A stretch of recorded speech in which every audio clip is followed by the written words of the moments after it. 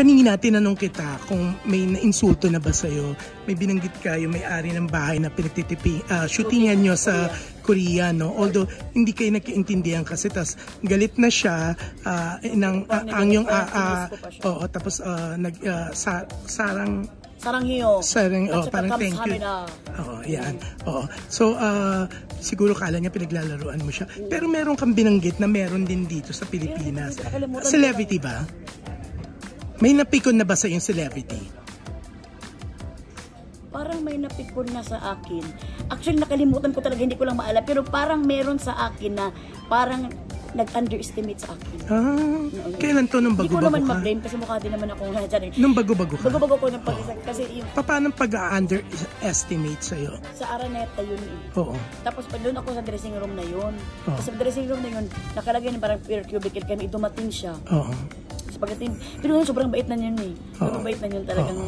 Babae, lalaki? Babae. Tapos sabi niya, tapos akala siguro niya staff ako. Sabi niya, you're here? Sabi niya. Sabi ko, yes po siya. You're an artist? So hindi ka niya kilala that time? Kasi hindi naman talaga...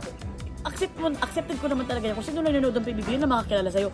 Yes po, sa kuan, sa Banana Split. Sabi ko, dito ang dressing room siya. So... ilang years daw? How many years you're here? So tinataasan kanya ng kilay? Siguro sa akin parang taas ang kilay. Takot ako sa kanya. Pero para sa kanya nagtatanong lang siya. Kung naging positive thinker lang ako ngayon ba kasi baka OA din naman ako minsan kasi kung ano lang yung tanggap mo, kung ano yung tingin mo nung time na yun. Sinagot ko lang, tapos din na natanggap na niya. Nung nakita na kayo ulit, nung sumikat ka, yung talagang kilalang kilala ka na. Kilala niya ako, sobrang bait niya. Sobrang bait pala niya. Ano sabi niya sa'yo? Binalikan niya? Hindi ko binalikan, hindi ko tinanong sa kanya. Hindi niya naalala yun.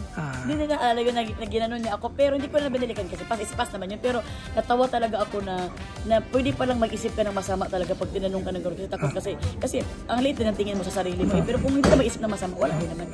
Wala kang balak ipaalala sa kanya? Wala kong balak paalala sa kanya kasi sobrang bait niya at sobrang religious. Religious at mabait. Parang kilala ko.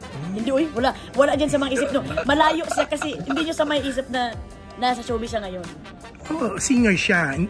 Umarte siya dati. Parang mga ganun, pero hindi na siya nag-showbiz. Hindi siya masyado. Hindi na siya nag-showbiz. Pero minsan lumalabas-labas siya. Minsan lumalabas-labas lang. Nakuha ko na kaagad eh. Sino yun?